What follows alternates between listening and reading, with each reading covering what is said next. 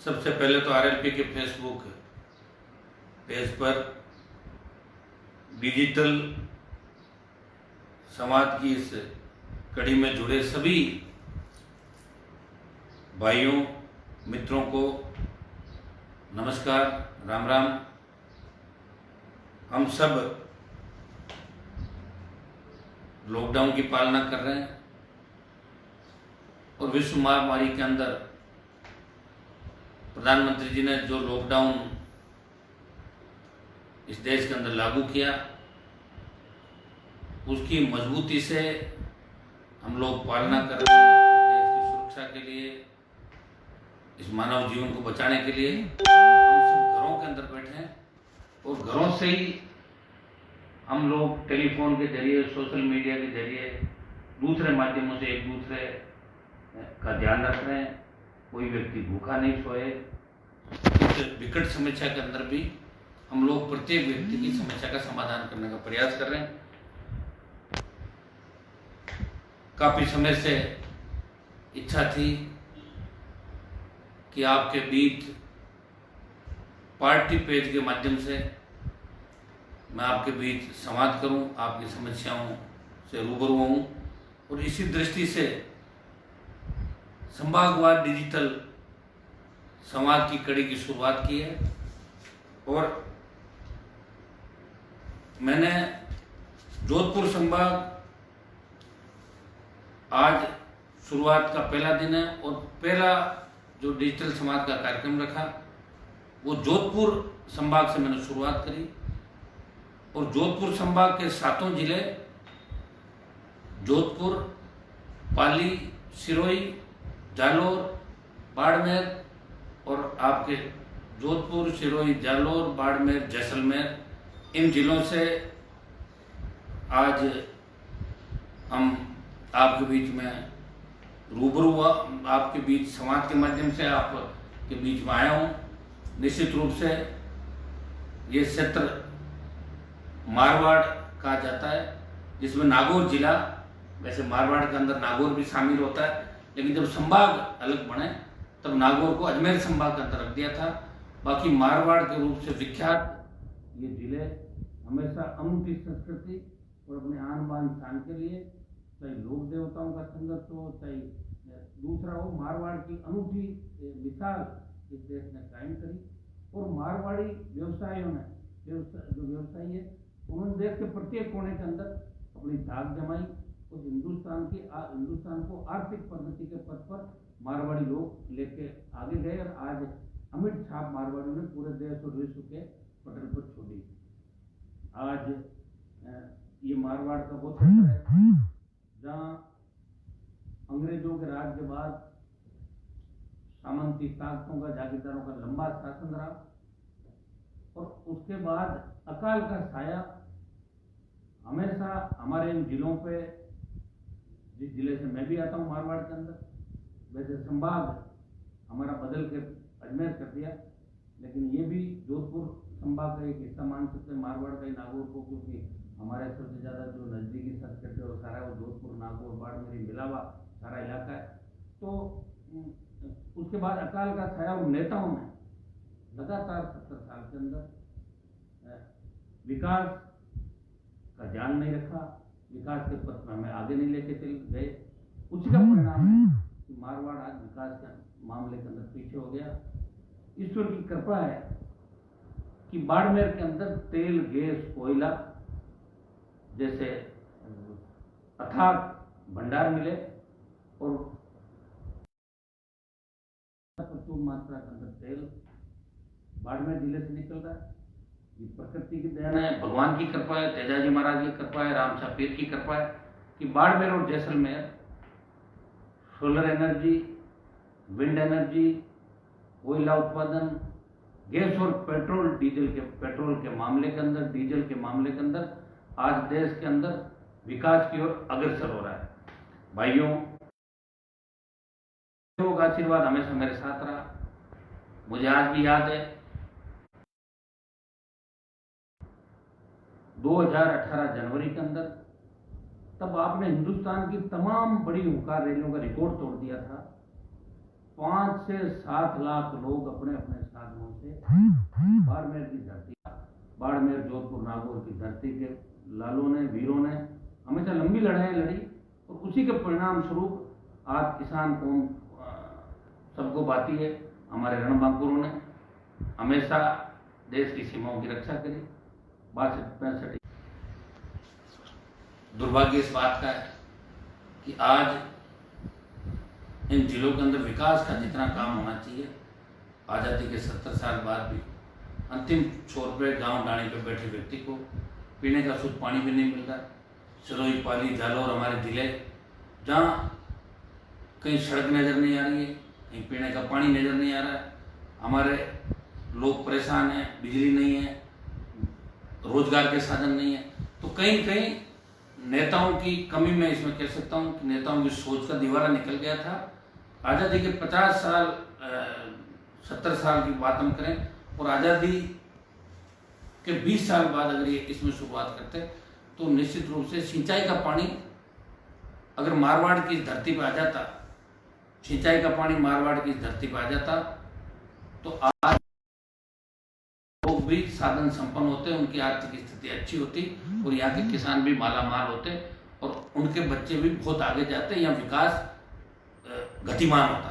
लेकिन दुर्भाग्य इस बात का था कि हमने जिन पे भरोसा किया उन्होंने कभी ध्यान नहीं रखा, जनता को हमेशा धोखा देते रहे। सोशल मीडिया के अंदर मैंने जब कल परसों इस बात को सोशल मीडिया के माध्यम से प्रसारित किया कि मैं जोधपुर संभाग के मेरे भाइयों से, मित्रों से इस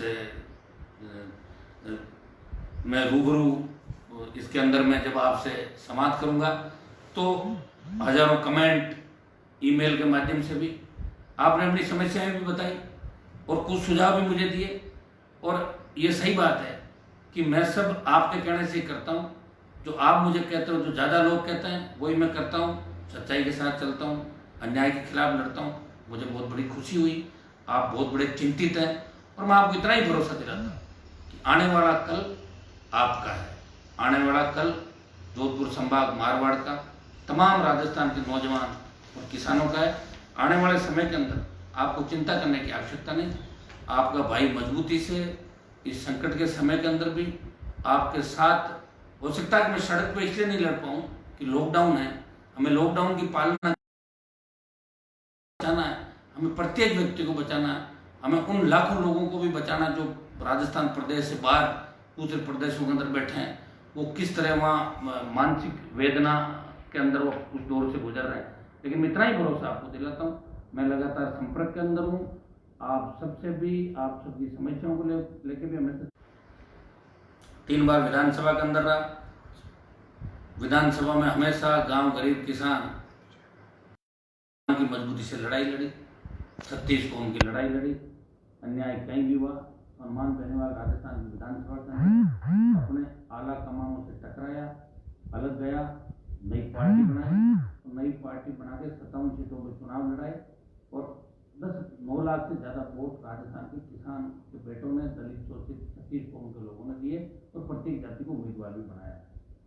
उसके बाद जब मैं लोकसभा के अंदर चला गया, लोकसभा में जाने के बाद भाइयों सबसे ज़्यादा अगर आपकी मजबूती से पैरवी करी, लोकसभा में जाने के बाद तेजाजी महाराज के जयकार से मैंने शुरुआत करी थी लोकसभा के अंदर और 9-10 महीने का जो हमारा कार्यकाल है लोकसभा का, उसके अंदर आप देखते होंगे कि हमेशा लोकसभा की कार्रवाई के अंदर ऐसा कोई दिन नहीं होगा तकरीबन जहाँ तमाम राजस्थान के लिए, तमाम देश के नौजवानों के लिए आपके मुद्दे नहीं उठाता, आपके लिए प्रयास नहीं करता।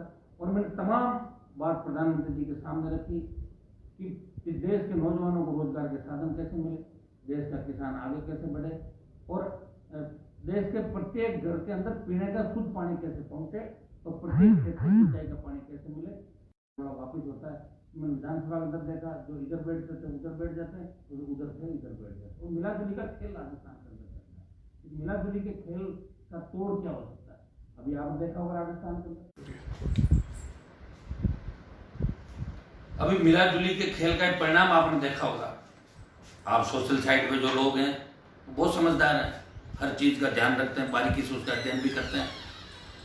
आपने देखा होगा कि जब किसान पुत्रों पर तकलीफ पड़ी 8 से 13 के अंदर, तब तुरंत जांचें सीबीआई को दे दी गई। लेकिन जैसे ही परिवहन मंत्री प्रताप सिंह खाचरियावास का नाम आया परिवहन घोटाले के अंदर, जिसमें एसीबी ने अधिकारियों को गिरफ्तार किया, मुख्यमंत्री जी ने चुप्पी साध ली।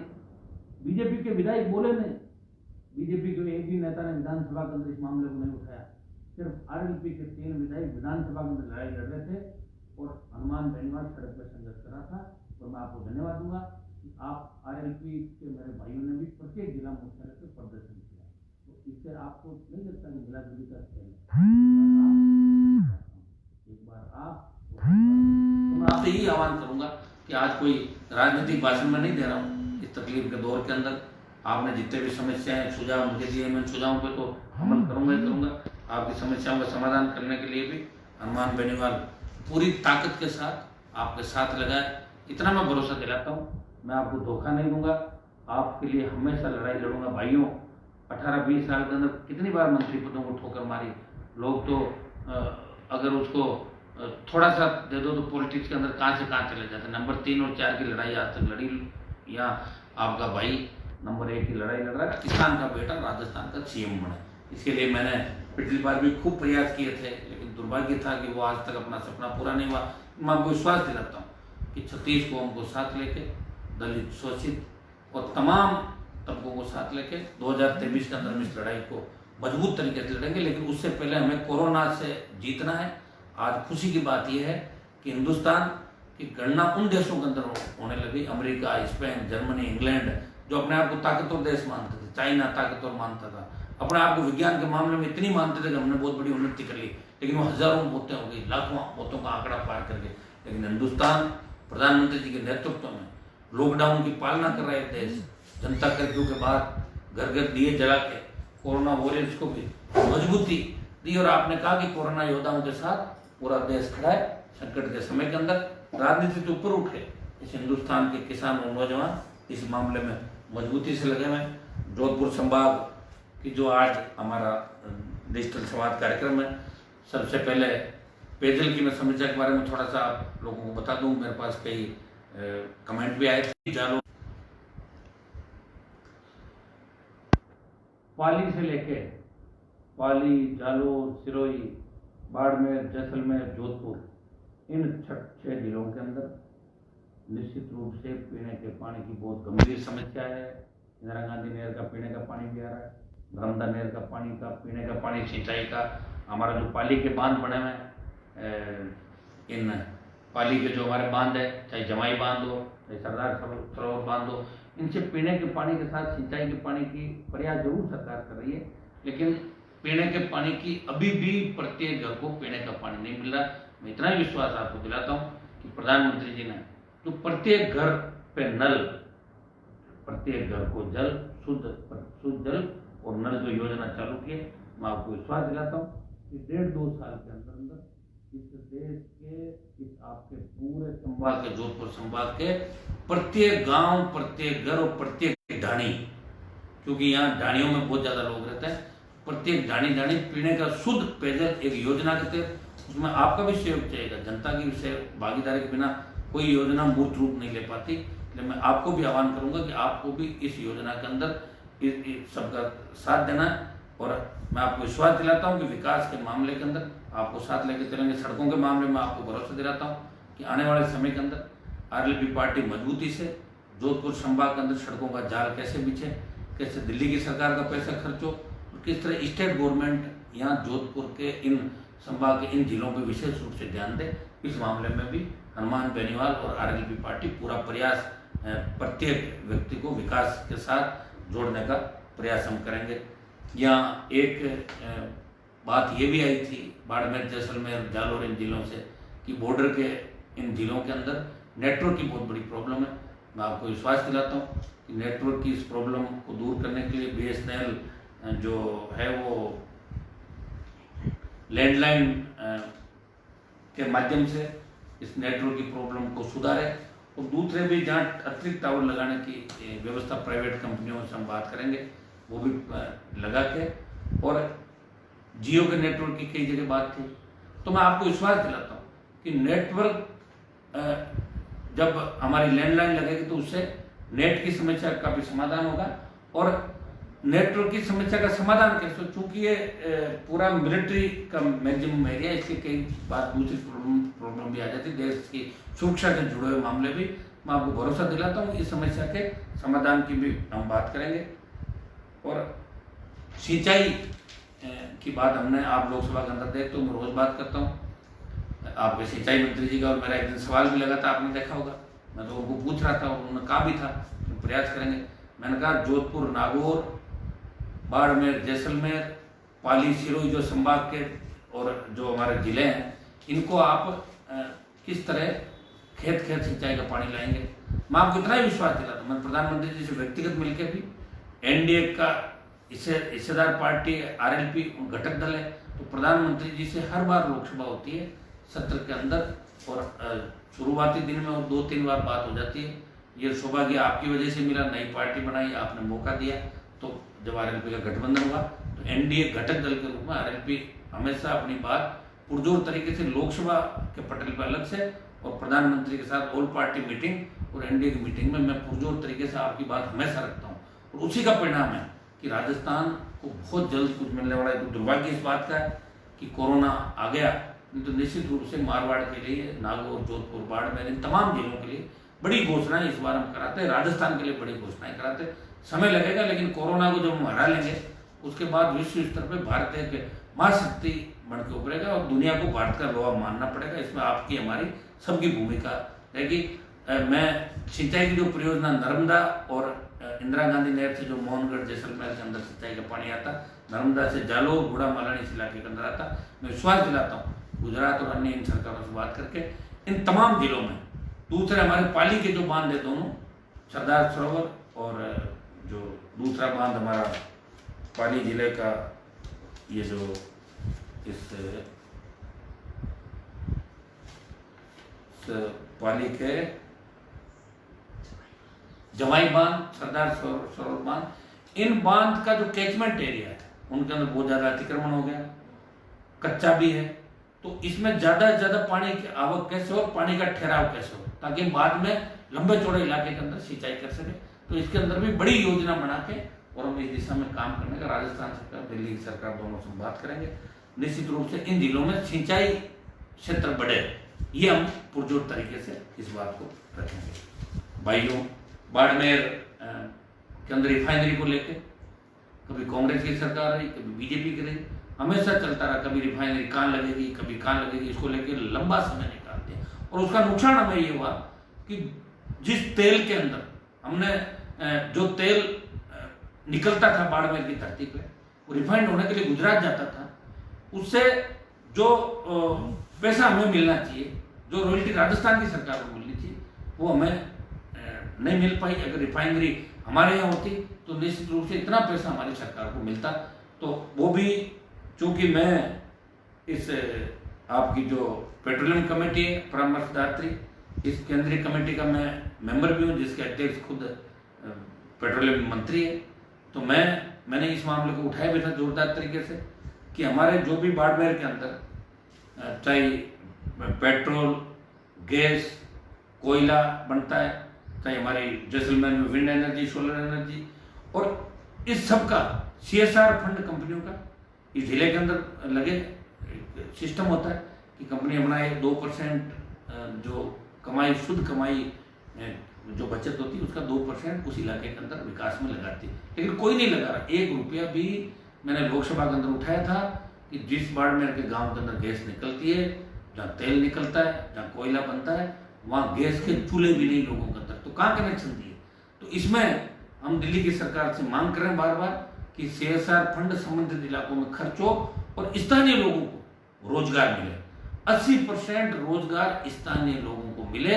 ये कानून हिंदुस्तान की लोकसभा के अंदर हम पारित कराएंगे, ये मैं विश्वास आपको दिलाता हूँ। ये बहुत बड़ा तोहफा मेरे भाइयों के लिए, तमाम राजस्थान और देश के भाइयों के लिए होगा, देश के किसान के बेटों के लिए होगा जिनकी जमीनें अधिकृत की जाती है। चाहे नई कंपनी कोई सी भी आएगी, वो संबंधित किसान की जमीन अधिकृत करेगी, जमीन अधिकृत करेगी तो किसान के पुनर्वास की व्यवस्था करके कुछ मुआवजा देकर छोड़ दिया जाता है। हम ये करेंगे कि उसके साथ साथ उसकी रोजगार में भी हिस्सेदारी सुनिश्चित हो, ऐसा कानून लोकसभा के अंदर बने।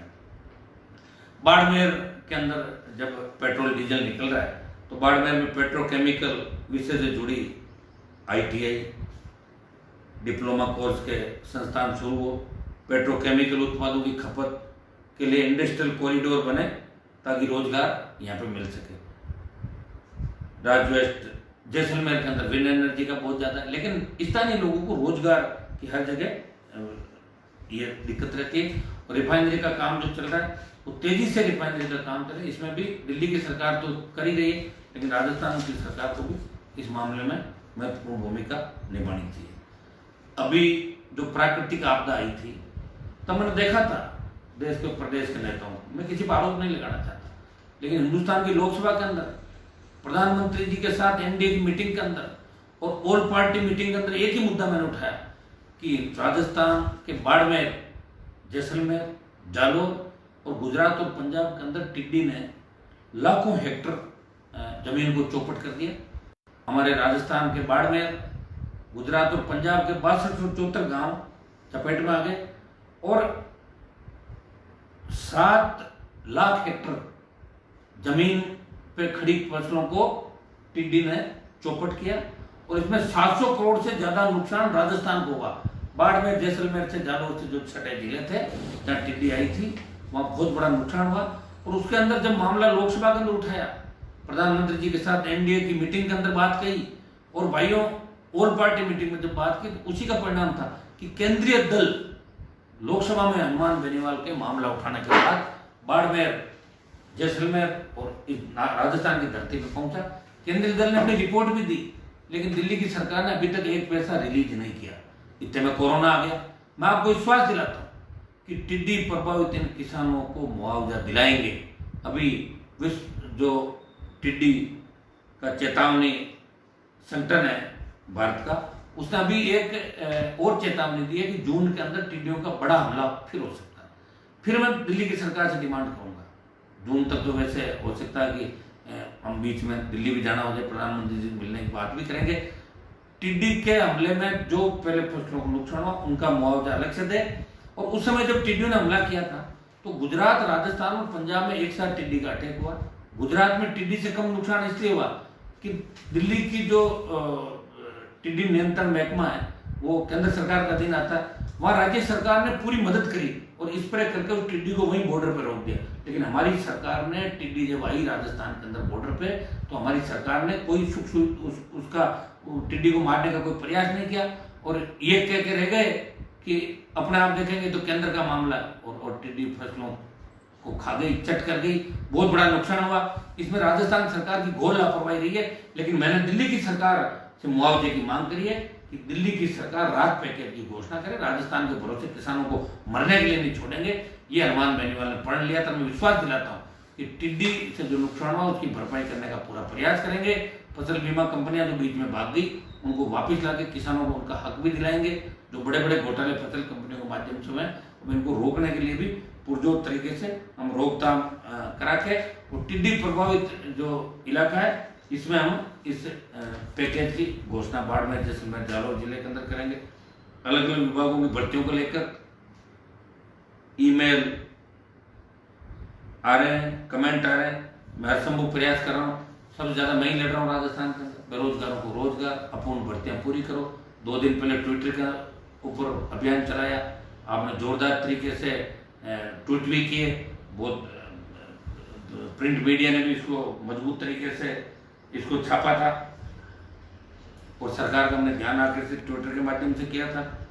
राज्य सरकार से बात कर रहे हैं और मैं आपको विश्वास दिलाता हूं कि अगर अभी कोरोना नहीं आता तो जोधपुर की रैली अभी तक हम कर चुके होते हैं। मैंने पहले ही कहा था कि जो हुंकार पिछली सरकारों के समय 5 बड़ी रैलियां करके पार्टी बनाई थी, इस बार हमने कहा था कि राजस्थान के अंदर बेरोजगारों को रोजगार, किसानों की संपूर्ण कर्ज माफी, मुफ्त बिजली। और मुफ्त बिजली की बात बार बार मैं इसलिए कह रहा हूँ कि राजस्थान उन बिजली के 5 प्रमुख राज्यों में है जो सबसे ज्यादा बिजली उत्पादन होती है। हम आने वाले सालों के अंदर बिजली का निर्यात करेंगे। जब दिल्ली जैसा स्टेट जिसके पास बिजली का उत्पादन का कोई जरिया नहीं फिर भी आधी रेट पर बिजली दे रहा है वहां के घरेलू उपभोक्ताओं को, तो हमने डिमांड करी कि मुफ्त बिजली राजस्थान के किसानों को मिले। 7 से लेके और 12,000 करोड़ का अतिरिक्त आपको राजस्व की व्यवस्था करनी पड़ेगी और आधी रेट पे घरेलू उपभोक्ताओं को बिजली मिले। आप आज शराब से राजस्थान 20,000 करोड़ रुपए कमा रहा है। 20,000 करोड़ रुपए शराब से राजस्थान को राजस्व आय होती है। तो जब दारू से 20,000 करोड़ कमा रहे हो तो 7, 8, 10,000 करोड़ किसान के लिए भी कर सकते हो। मन होना चाहिए, बड़ा मन होना चाहिए और बड़ा मन रखे राजस्थान की सरकार को इस मामले में काम करना चाहिए। भाई मैं भरोसा दिलाता हूँ कि आपके जो ये बेरोजगारी भत्ता जो कांग्रेस सरकार ने घोषणा की थी 3500 रुपये और अपूर्ण भर्तियों को लेके अभी भी हम लगातार सोशल साइट के माध्यम से मंत्रियों से लगातार संपर्क के अंदर है। मुख्यमंत्री जी आवश्यकता पड़ी तो मैं सीएम से भी बात करूंगा और आपकी तमाम जो चाहिए मेडिकल हेल्थ से जुड़ी भर्तियां हो। इधर जोधपुर संभाग से ये भी आ रहे हैं कमेंट कि साहब 2013 की जो अधूरी भर्ती, मैं विश्वास दिलाता हूँ मेरे हाथ में अगर होता तो इतना कहने की आवश्यकता नहीं होती, लेकिन मैं आपको भरोसा दिलाता हूँ कि 2013 के अंदर जो भर्ती अधूरी थी अटक गई और सरकार चेंज होने के बाद उसके अंदर उस मामले को रोक लिया। तो वो अशोक जी के टाइम की भर्ती है तो इनको हम कोशिश करेंगे कि उस भर्ती को भी इसके अंदर लेके उन लोगों को राहत दे जो संविदा पर भी एनएचएम वगैरह दूसरी जगह लग के सेवाएं दे रहे हैं। और अभी कोरोना की जो ये युद्ध है इसके अंदर तो सरकार को मेडिकल हेल्थ का प्रत्येक खाली पद, चाहे एएनएम जीएनएम से लेके चाहे आयुर्वेदिक के नर्स कंपाउंडर से लेके आयुर्वेदिक के डॉक्टरों चाहे होम्योपैथिक को, मैं कह रहा हूँ तमाम उन मेडिकल हेल्थ से जुड़े डिपार्टमेंट की तमाम भर्ती एक साथ सरकार को करनी चाहिए। क्योंकि इस समय हम भी आगे आएंगे, सब लोग भामाशाह भी आएंगे और सरकार दूसरा अगर करेगी सरकार की हर बात के अंदर हम साथ हैं, चाहे सांसदों का वेतन काटा, चाहे विधायकों का काटा और चाहे कर्मचारियों का काटा, तो किसी ने नहीं कहा। सबने कहा भाई हम मजबूत तरीके से आम आदमी की मदद करें, कोई भूखा नहीं सोए और इसमें लड़े। और निश्चित रूप से कोरोना वॉरियर्स के रूप में मेडिकल हेल्थ डिपार्टमेंट के हमारे भाइयों की बहुत बड़ी लड़ाई रही। मैं धन्यवाद देता हूं उनको और मैं विश्वास भी दिलाता हूं हम इस संकट की समय के अंदर हम आपके साथ खड़े। हम बाहर सड़कों में बार इसलिए नहीं निकलते कि फिर लोग हमारे साथ आ जाएंगे तो लॉकडाउन की पालना नहीं होगी, लेकिन हम घर के अंदर ही बैठ के तमाम अधिकारियों के संपर्क के अंदर उनको डायरेक्शन भी समय समय पर देता है। मीटिंग भी कलेक्ट्रेट के अंदर एक बार ली थी, अब 1-2 दिन में वीसी भी कर लेंगे। तमाम भाइयों से आपके संभागवार बात कर रहे हैं, तब राजस्थान के सारे संभागों के अंदर कल बीकानेर संभाग है, उसके बाद आज तय कर लेंगे परसों कौन सा संभाग होगा। संभागवार आपकी प्रत्येक समस्या के समाधान के लिए मैं कोशिश करूंगा। आप एलडीसी भर्ती के अंदर भी आप बात करें 500 कुछ पद गलत तरीके से हमारा ओबीसी के जनरल करेंगे तो उनको भरवाएंगे। आप निश्चिंत रहें, आप मेरे पे भरोसा करें कि हनुमान बेनीवाल प्रत्येक व्यक्ति के लिए लड़ेगा, प्रयास करेगा। और कोई जरूरी नहीं कि आप मुझे एक बार काम बता दें तो ये मेरा काम रहता है। मैं चिंता करता हूँ अगले का काम जब तक नहीं होता मैं टेलीफोन पर करने की बात करता हूँ। तो मैं इतना ही विश्वास आपको दिलाता हूँ जोधपुर संभाग की और पूरे राजस्थान की जो भी अपूर्ण भर्तियां हैं उनको पूरा कराने के लिए पुरजोर तरीके से मैं प्रयास करूंगा, मैं कोशिश करूंगा। प्रवासी भाइयों के लिए भी आप देखा होगा 2-3 दिन पहले अभी हमने ट्विटर के माध्यम से अभियान चलाया। राजस्थान की सरकार का ध्यान आकर्षित किया, केंद्रीय गृह मंत्री अमित शाह जी का किया, प्रधानमंत्री जी का किया। तो हम उनसे कह भी रहे कि साहब एक बार आप खोलो, 5 लाख राजस्थान के प्रवासी बाहर रह रहे हैं राजस्थान से और हमारे यहाँ के 32 से 40 हजार है। इनको तो भेजो और 5 लाख को लाओ। और 5 लाख को एक साथ नहीं ला पा रहे हो तो मुंबई से लेके सिरोही के बीच, सूरत अहमदाबाद और मुंबई के बीच ये जो एक्सप्रेस वे है इसके ऊपर 50,000 से ज्यादा लोग क्वारंटाइन है 20 से लेके 30 दिनों से।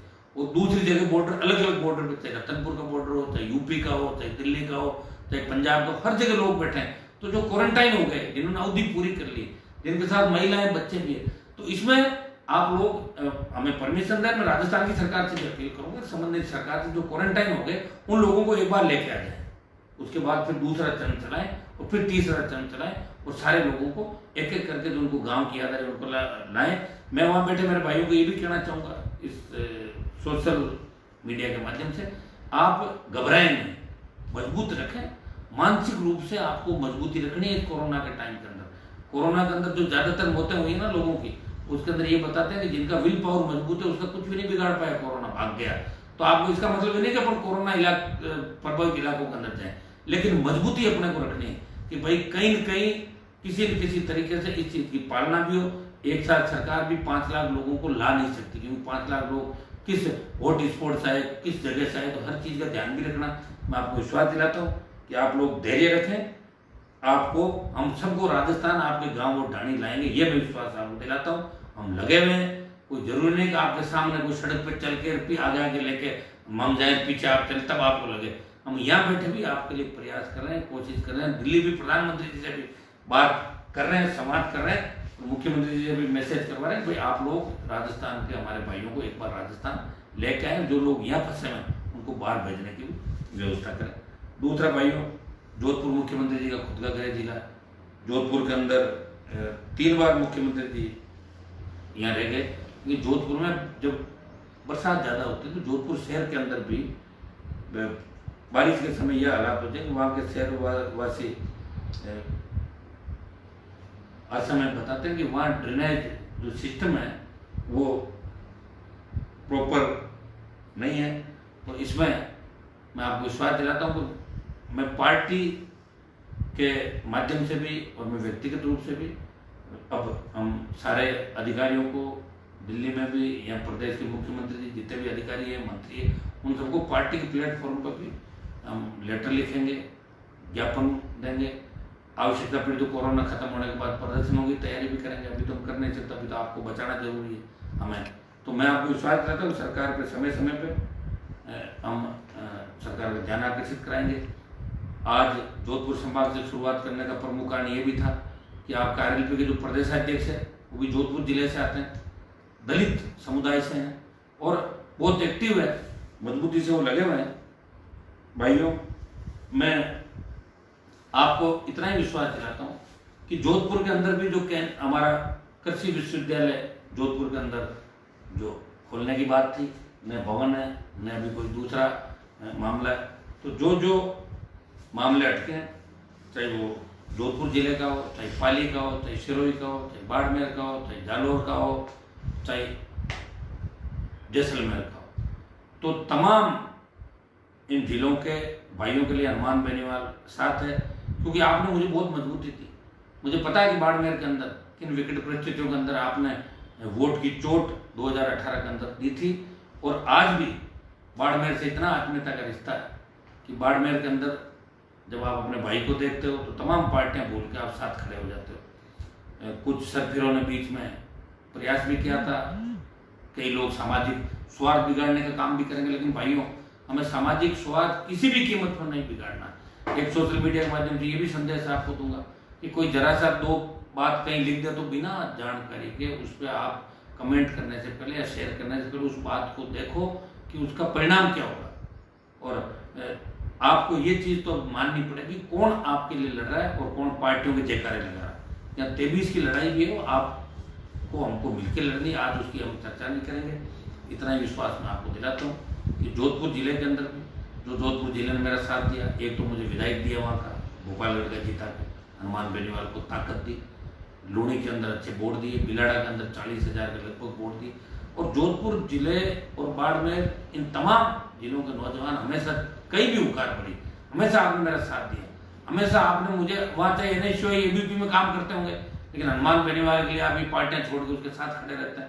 आपने RLP को मजबूती दी, RLP का झंडा बुलंद किया, और तेजाजी महाराज का जयकारा जोरदार ढंग से आप ने लगाया। और मैंने आपको कमिटमेंट किया था, विधानसभा के अंदर भी शुरुआत मैंने की थी और लोकसभा में भी तेजाजी महाराज का जयकारा मैंने ही लगाया था पहली बार। भाइयों, अब कई लोग कह रहे हैं ना हमें समाज की बड़ी चिंता है तेजाजी की, तो उनको याद नहीं है उस समय, लेकिन मैं उनको याद दिला दूंगा सबको। आप निश्चिंत रहें, आने वाला समय आपका है, आप निश्चिंत रहें, पूरी योजनाएं बन रही है। दिल्ली में भी आपका भाई चुप नहीं बैठा है, आज भी राजस्थान के सांसदों में सर्वाधिक अगर कोई बोलता है, सर्वाधिक विधेयकों पे कोई बोलता है, सर्वाधिक आपके मामले कोई उठाता है, अन्याय कहीं भी होता है तो हनुमान बेनीवाल बोलता है। चाहे किसी भी जाति का व्यक्ति, चाहे जैसलमेर जिले का हो, चाहे बाड़मेर का, अगर अन्याय हुआ तो सबसे पहले मामला, अब सांसद होने के नाते और पहले विधायक होने के नाते मैं आपको उठाता था। मैं आपको विश्वास दिलाता हूँ कि आने वाला समय आपका है, धैर्य के साथ आपको काम लेना है। वो दिन दूर नहीं जब सत्ता के शिखर पे आप लोग होंगे, सत्ता के शिखर पे किसान का बैठा होगा। मजबूती हमें रखनी है, अभी कोरोना को हराना है। अभी कोई सोशल मीडिया पे आप इस तरह आपस में टकराव की छोटी सी कोई बात किसी कोने में होती है, आप उसको लेके उठ जाते हो, ये काम नहीं करना आपने को। अभी एक ही चीज का ध्यान रखना है कि मजबूती कैसे क्या हो। भाइयों, कई लोग हमारे साथ लंबे टाइम से रहते हैं, लेकिन कहीं सत्ता के लालच में इधर उधर खिसक जाते हैं, अपने भाई हैं, रास्ता भटक जाते हैं, लेकिन वो सब जगह स्वाद लेके वापस यहीं आएंगे। बाकी जगह मैंने सारे तमाम नेताओं को देखा देश के अंदर, प्रदेश के अंदर, आप किसान के लिए अपना जीवन समर्पित करके, पदों को ठोकर मार के, चैलेंज चुनौती स्वीकार करने वाला अगर कोई नेता आपको मिलेगा तो आपका भाई मिलेगा, जिसने प्रत्येक नौजवान को अपने मंच पे बोलने का मौका दिया। नए नेता तैयार करने की एक फैक्ट्री आरएलपी को आप कह सकते हो, जो आम किसान के अंतिम छोर पे बैठे व्यक्ति को भी नेता बनने का काम करेगी। मेड़ता की हमारी विधायक है, आप देखिए किस तरह वो लगी हुई है। आजकल तो पढ़ाई भी कर रही है मेड़ता की हमारी विधायक, और हर मामले को उठाना, इलाके के अंदर जाना। हमारे भोपालगढ़ के विधायक हैं, दोनों अनुसूचित जाति से आते हैं, लेकिन पूरी मजबूती के साथ वो लोग लगे हुए। हमारे खींवसर के विधायक हैं, वो भी पुरजोर तरीके से काम कर रहे हैं। तो मैं आपको इतना ही विश्वास दिलाता हूँ कि हमारे तीनों विधायक राजस्थान की विधानसभा के अंदर, हनुमान बेनीवाल लोकसभा के अंदर, और तमाम जो हमारे आरएलपी के भाई हैं, वो प्रत्येक गांव ढाणी के अंदर आम आदमी को सुरक्षित कैसे रखा जाए, भ्रष्टाचार मुक्त राजस्थान हो, जातीय जहर जो राजस्थान के अंदर घुला उसको भी हमें ही खत्म करना है। तो कोई तेजाजी महाराज तो अवतार लेंगे नहीं वापिस, आप हम में से ही किसी को आगे बढ़ के इस काम को करना है। हमें बिना वजह हर जगह हर चीज को जातीय उससे भी जोड़ के नहीं चलना। भाइयों, ये जातीय जहर है, बड़ी मुश्किल से धीरे धीरे राजस्थान में खत्म करने का हमने प्रयास किया। और मैं फिर आपको बता दूं कि बदमाशी अगर कोई भी करेगा, गुंडागर्दी कोई भी करेगा, बेईमानी और अन्याय कोई भी करेगा, उसकी जाति कोई भी हो, उसके लिए तो हम सबसे पहले बोलेंगे। उसके लिए आपको मुझे कहने की आवश्यकता नहीं, उसका इलाज भी करेंगे। और कई लोग ऐसे हैं जिनके बारे में हम बोल नहीं सकते, हम किसी के बारे में बोलें तो उसका बिना फालतू कद बढ़ जाए। तो आप इसकी चिंता भी नहीं करें कि हम किसके पक्ष में, किसके खिलाफ। आपको अच्छी तरह भरोसा है कि आपका भाई कहाँ पे है, और आपके मन का काम अपने आप हो जाएगा। आप भावुक मत हो, आपके तुरंत प्रभाव से चाहते हो बस तुरंत ऐसे हो जाए। मैं मानता हूँ कि किसानों के अंदर सबसे बड़ी जो हमारी कम्युनिटी है वो भोले होते हैं, मन के साफ होते हैं, और जल्दी नाराज भी हो जाते हैं और रास्ता भटक जाते हैं। हमें ये काम नहीं करना है। एक नए रास्ते की तलाश के अंदर 2023 का मिशन पूरा करना। भाइयों, मैं आपको भरोसा दिलाता हूँ कि जिस तरह देश के प्रत्येक राज्य के अंदर करीब 90% राज्यों के अंदर तीसरी ताकत खड़ी हो गई और किसानों के बेटे सीएम बने, वो राजस्थान में वो दिन दूर नहीं जब सत्ता किसानों के हाथ के अंदर होगी। इतना मैं विश्वास आपको दिलाता हूँ। जोधपुर के अगर कुछ डिमांड जो आपकी कमेंट और सोशल साइट पे जो आपने मुझे ईमेल के माध्यम से किए, अगर कईयों का मैं जवाब नहीं दे सका, मैं दोबारा मैं आपसे व्यक्तिगत रूप से पत्र के माध्यम से मैं आपको दूंगा। और कुछ जो आपके द्वारा अवगत कराए गए प्रत्येक मुद्दे पर मैंने वैसे बात कर दी, प्रयास भी किया। फिर भी कोई बात रह गई तो पूरे संभाग की जो समस्या आई है उसका जल्दी पार्टी के नाम से राज्य सरकार संभागीय आयुक्त संबंधित कलेक्टर को पत्र लिखेंगे और मंत्रियों को और जो प्रमुख सचिव है उनको भी पत्र लिखे इन तमाम इस जोधपुर संभाग के जो समस्या है उनका समाधान करने का प्रयास करेंगे। आपके संभाग से मेरा लगाव इसलिए भी है कि आपके संभाग ने हमेशा मुझे मजबूती दी, इसलिए शुरुआत भी इधर से ही करी। गाड़ी इधर से ही चलेगी ट्रेन, फिर ये सीकर होते हुए वापस जयपुर की ओर कूच करेगी राजधानी पे। ये हम पहले भी कहते थे, जिस तरह हमारी रैलियां थी उसी हिसाब से हम आंदोलन करेंगे। लेकिन इस बार पूर्वी राजस्थान मेवाड़ की धरती भी तैयार करिए, आपके साथ है। आने वाला समय आपका है, आप सब मेरे से जुड़े, आगे भी समय समय पर अपन जुड़ते रहेंगे। मैं तो प्रत्येक टेलीफोन का जवाब देने का प्रयास भी करता हूँ, और कई बार अगर उत्तर नहीं भी दूँ तो आप मैसेज डाला करें। जरूरी काम तो निश्चित रूप से मैं आपको मिल जाता हूँ। मैं प्रयास करता हूँ कि मेरे प्रत्येक भाई की समस्या के अंदर उसको समस्या को समाधान करने में मैं भागीदार बनूँ। आप मेरे पे इतना बड़ा भरोसा करते हो, मैं इतना ही विश्वास आपको दिलाता हूँ। ईश्वर मुझे मजबूती दे, वीर तेजाजी की कृपा मेरे बनी रहे कि मैं हर विकट समस्या के समाधान के लिए आपके आगे खड़ा मिलूं, और आप सब धैर्य से आने वाले समय का इंतजार करें। बहुत बहुत आपको धन्यवाद। राम राम।